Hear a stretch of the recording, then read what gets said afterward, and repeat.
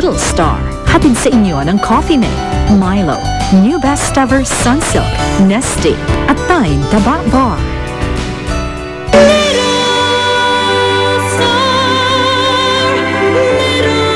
Hello, Bianca. Tumawag lang ako para ipaalam sa inyo na ako na ang bagong manager ni Kuya.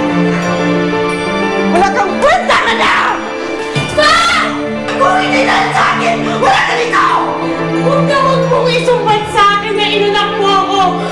Dahil ilang beses kong iniisip na sana hindi lang ikaw namin ko! Tinanong ko po siya kung pwede ko siyang maging totoong tatay. Sabi niya, gusto niya yun. Ikaw, alam mo ba ibig sabihin nun, ha, ninyo? Opo, mag-asawa po kayo ulit. Tapos may mag-aalaga sa inyo. Papusayin kayo palagi. Oh, kanina pa nagre-ring yung phone mo, ha? Ba't hindi mo sigutin? Baka mamaya nag-aalala na sa'yo si Bianca. Kasama ko si Helen tsaka si Nino. Ayoko na nga bumalik dyan eh. Feeling ko, kapag hiniwan ko si Helen, baka mawala na naman. Wala kang responsibilidad sa amin. At hindi mo anak si Nino. Sa ngayon, wala akong ma-offer sa'yo. Tama ka, hindi mo ako dapat pagkatiwalaan. Aalis muna ako para ayusin ang sarili ko. Sana makapaghintay ka.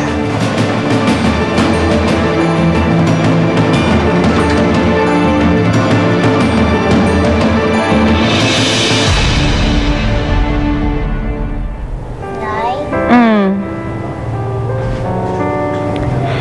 Galit po ba kayo? Hindi na. Bakit?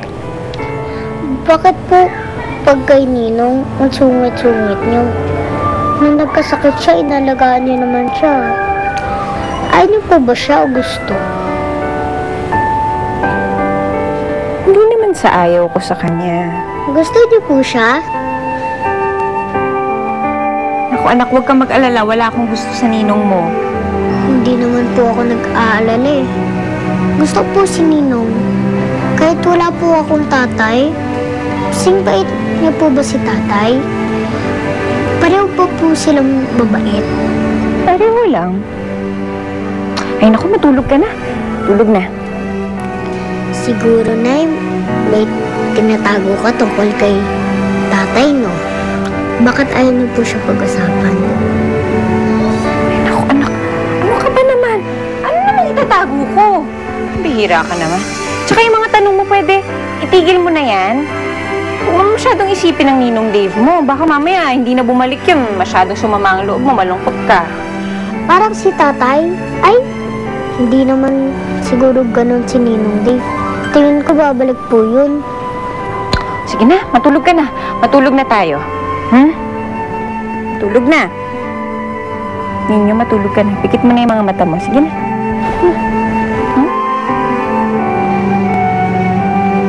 Tulog na. Pikit na.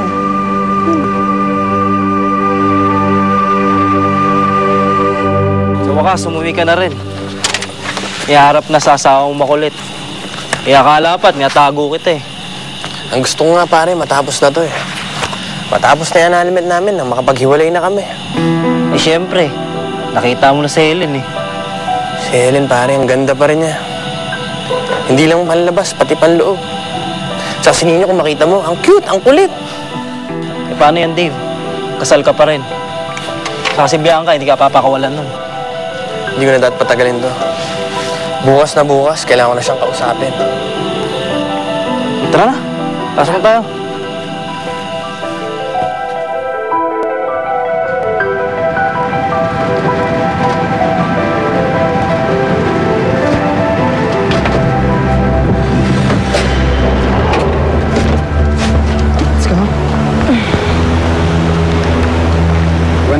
This is Vincent.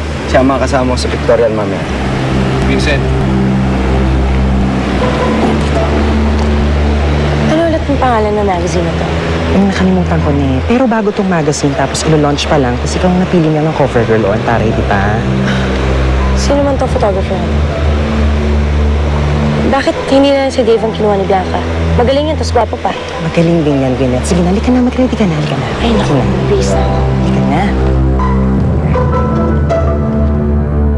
Ang proyekto pong ito ng ating Parish Council ay para po sa mga bata na May talentong kumanta.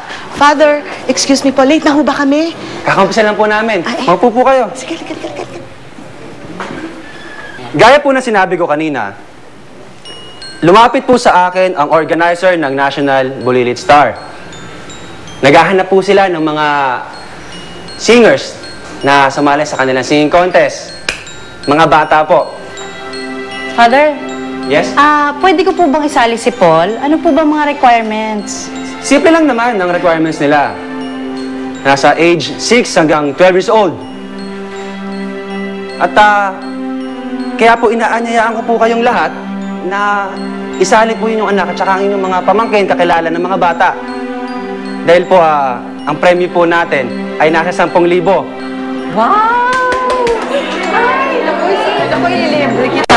Ang second prize po natin ay 5,000. Sa mga hindi po mananalo, merong may 3,000, 2,000 at 1,000. At, sandali lang po, ito po yung mahalaga. Ang magcha-champion po ay magiging kandidato natin na para ilaban, isali sa TV shows. Wow! Ikaw ninyo, baka gusto mong sumali. Ano anak, gusto mo ba? Hindi kita pipilitin. Ano gusto mo? Ninyo, ako, pwede ba kitang pilitin? Ha? Matutuwa akong sobra makita lang kita sa stage.